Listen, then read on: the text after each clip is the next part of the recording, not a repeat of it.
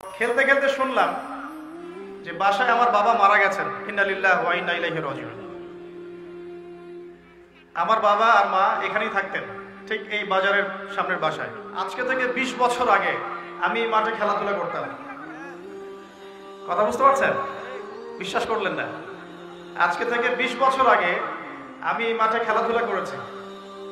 এমনকি একদিন আমার বাবা আমাকে বলেছিলেন, এবং আমি খেলাধুলা খুব পছন্দ করতাম, এবং আপনারা জানেন যে আমি খেলাধুলার সাথে ছিলাম, অনেক দূর পর্যন্ত খেলেছি আলহামদুলিল্লাহ।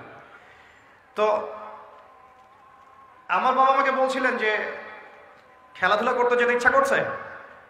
আমি বললাম যে হ্যাঁ। তো আমার মনে আছে ঠিক ওই যে ছেলেগুলো যেখানে দাঁড়িয়ে আছে ওই জায়গাটাতে আমি খেলছিলাম। আমার ব্যাচমেট যারা আছেন এখানে উপস্থিত হয়তো তারা জানবেন বিষয়টা।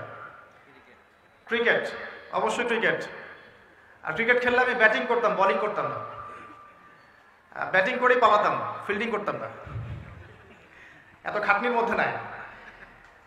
তো খেলতে খেলতে শুনলাম যে বাসায় আমার বাবা মারা গেছেন। ইন্না লিল্লাহি ওয়া ইন্না ইলাইহি রাজিউন। আমার বাবা আর মা এখানেই থাকতেন, ঠিক এই বাজারের সামনের বাসায়। এখানে আমার শৈশবটা কেটেছে। আমি আপনাদের এখানে পুলিশ একাডেমি শিশু শিক্ষালয় একটা স্কুল ছিল, এখন আছে কিনা আমি ঠিক জানি না। সেই স্কুলে আমি ক্লাস 1 ক্লাস 2 পর্যন্ত পড়েছিলাম, এবং স্কুলে সবার সামনে আমাকে পুরস্কার দেওয়া হয়েছিল, এগুলো মনে আছে। এরপরে আমি সর্দার সরকারি পাইলট স্কুল উচ্চ বিদ্যালয়ে পড়েছি 1 বছর। এটা অনেকেই জানেন না। আমার শৈশবটার অনেকটা স্মৃতি এখানে জড়িত আছে। আর আজকে তাকদীরের কি লিখন যে সেই মাঠে বসে আমি আপনাদের সামনে দ্বীনের ওয়াজ করছি। সুবহানাল্লাহ। আল্লাহ পাক কিভাবে মানুষের তাকদীর লিখে রাখেন। হয়তো সেদিন আল্লাহ পাক আসমানের উপর থেকে দেখছিলেন এই ছেলেটা যেখানে খেলছে আর 20টা বছর পর সে এখানে ওয়াজ করবে, তাই না? আল্লাহ পাক সব জানতেন না? দেখুন, আমরা এখানে যারা উপস্থিত আছি আমরা দোয়া করি আল্লাহ পাক সবাইকে জান্নাত দান করুন। তো আমরা যারা উপস্থিত আছি জান্নাতে যদি যাই ইনশাআল্লাহ, জান্নাতে যাওয়ার 1 কোটি বছর পরে আমরা কি করব আল্লাহ পাক এখনই সেটা জানেন, জানেন না? আবার আল্লাহ না করুক কেউ যদি জাহান্নামে যায়, জাহান্নামে যাওয়ার 1 কোটি বছর পর সে কি শাস্তি ভোগ করবে আল্লাহ পাক এখনই সেটা জানেন। আল্লাহ রাব্বুল আলামিন এই সময়ের ঊর্ধ্বে, এটাই বলি আমরা আল্লাহু আকবার। আরো ঘটনা আছে, বলতে গেলে আজকে ওয়াজের সময় শেষ হয়ে যাবে। আমার পাশে ওস্তাদকে দেখছেন, এই যে ছোট ছেলেটা তেলাওয়াত করে গেল কোরআন, তার চেয়েও ছোট বয়স আমার, তখন 7 থেকে 8 বছর হবে। আমার কোরআনের হাতে খড়ি হয়েছে ওস্তাদ নজরুল হুজুরের কাছে, এটা আপনারা অনেকেই জানেন না। তো আলহামদুলিল্লাহ আমি এখনো খুশি যে আলহামদুলিল্লাহ হুজুর এখনো অনেক স্টুডেন্ট পড়ান মাশাআল্লাহ, এবং অনেকে তার স্টুডেন্ট আছেন এখানে। আমার কোরআনের হাতে খড়ি হয়েছে এখানে। এবং এরপরে আমার বাবা ইন্তেকাল করার পর আমরা চলে যাই এখান থেকে, সেখানে গিয়ে আমরা রংপুরে থাকা শুরু করি আর কি। এখন আমি ঢাকার বাসিন্দা। তাকদীর ঘুরছে কিভাবে। এরপরে আরো অনেক পড়াশোনা করতে হয়েছে, মাদ্রাসার সাবজেক্টগুলো পড়তে হয়েছে, ইউনিভার্সিটিজ কভার করতে হয়েছে। বিগত প্রায় 10 বছর থেকে আমি মোটামুটিভাবে 14 থেকে 15 জন ওস্তাদ এর কাছে পড়েছি। 14 থেকে 15 জন। এই যে পড়ার পর আমি মনে করছি যে আমি ইসলামের কিছুই জানি না। আমার কাছে এখন মনে হয় ইসলামের জ্ঞান এত গভীর, যার মধ্যে কেবল ডুব দিয়েছি আমি, কোনো মণিমুক্তাও তুলতে পারি নাই। আমি কিভাবে আপনাদেরকে মণিমুক্তা দিব? আর এই পথে চলার সময় দেখেছি যে বাস্তবতা আর কোরআন সুন্নাহ এক জিনিস নয়। বাস্তব চলছে একভাবে, কোরআন সুন্নাহ বলছে আরেকভাবে। বাস্তবতায় সুদ খাওয়া মানুষের কাছে ফরজ হয়ে গেছে, আর কোরআন সুন্নাহ বলছে সুদ খেলে আল্লাহ এবং তার রাসূলের সাথে যুদ্ধ করা হয়।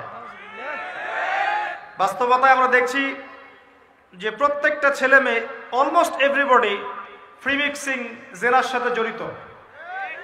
আর কোরআন বলছে আমাদেরকে ওয়ালা তাকরাবু জিনা, জেনার কাছেও যেও না। তো কোরআন সুন্নাহর সাথে বাস্তবতার বিশাল ফারাক। কোরআন সুন্নাহ বলছে আল্লাহ পাকের জমিনে লা ইলাহা ইল্লাল্লাহর পতাকা উড়বে, কিন্তু আমরা দেখছি আল্লাহর এই বিশাল জমিন, পুরো পৃথিবীতে এখন কাফেরদের পতাকা উঠছে। কোরআন সুন্নাহ আল্লাহ পাক বলছেন যে পরিবারগুলো হতে হবে আদর্শ পরিবার, জান্নাতের টুকরার মতো। আর আমরা বাস্তবতা দেখছি, দেখুন অলমোস্ট এভরি পরিবারের মধ্যে ফাসাদ আর ফিতনা, ফাসাদ আর ফিতনা, মনে হচ্ছে এক একটা জাহান্নামের টুকরা হয়ে যাচ্ছে। আমরা কোরআন শুনে পাচ্ছি মেয়েদেরকে খাস পর্দায় থাকতে হবে, আর আমরা বাস্তবতা দেখছি মেয়েরা বেপর্দায় বাইরে বের হচ্ছে। কোরআন সুন্নাহ বলছে যে সবাইকে দ্বীনের জ্ঞান অর্জন করতে হবে, ফরজ। তো বাস্তবতা দেখছি আমরা মানুষ কোরআনটাও বিশুদ্ধ করে তেলাওয়াত করতে পারছে না, বেশিরভাগ মানুষ। কোরআন হাদিস বলছে সালাত যে ব্যক্তি ছেড়ে দেয়, মান তারাকা সালাতা মুতাআম্মিদান ফাকাদ কাফার, কেউ সালাত যদি ছেড়ে দেয় ইচ্ছা করে, সে ব্যক্তি কুফরি করে। আর বাস্তবতা দেখছি 90% মুসলিমের দেশে বেশিরভাগ মুসলিম নামাজ পড়ে না।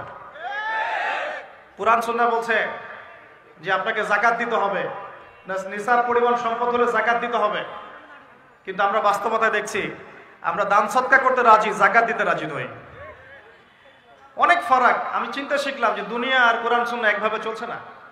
কোরআন এবং সুন্নাহ আমাদেরকে বলছে কোরআন সুন্নাহকে হাতে নিয়ে আমরা প্রায় 1250 বছর এই বিশ্বটাকে শাসন করেছিলাম, আর আজকে বিগত 200 থেকে 300 বছর আমরা দেখছি আমরা শাসিত। মানুষ আমাদেরকে উঠতে বললে উঠি, বসতে বললে বসি। আল্লাহ পাক সুদকে হারাম করেছেন, সারা বিশ্বে এখন সুদ ভিত্তিক ব্যাংকিং সিস্টেম চলছে, সবখানে সুদী এনজিও চলছে। আল্লাহ পাক কোরআন সুন্নাহয় বলছেন মুহাম্মাদুর রাসূলুল্লাহ, মুহাম্মদ সাল্লাল্লাহু আলাইহি ওয়াসাল্লাম সর্বশেষ রাসূল। আমরা দেখছি সমাজে এমন মানুষও বের হয়েছে বলছে মুহাম্মদ সাল্লাল্লাহু আলাইহি ওয়াসাল্লাম শেষ নবী নন, আরো নবী আসতে পারে। আছে না এমন মানুষ? আছে। কত পার্থক্য কোরআন এবং সুন্নাহর সাথে বাস্তবতার, এটা এই কোরআন সুন্নাহর জ্ঞানে ডুব না দিলে আপনি বুঝতে পারবেন না। কত ফিতনা। আল্লাহ পাক বলেন ওয়া আতাসিমু বিহাবলিল্লাহি জামিআ, তোমরা একত্রিত থাকো, আল্লাহর রজ্জুটাকে শক্ত করে ধরো, ঐক্যবদ্ধ থাকো। বাস্তবে দেখছি ঐক্যের বালাই নাই আমাদের মধ্যে, ঐক্যের কোনো বালাই নাই। আমরা নিজেদের মধ্যেই, নিজেদের ঘরানার মধ্যেই শত শত দলে বিভক্ত হয়ে গেছি, আমাদের শক্তি হারিয়ে গেছে।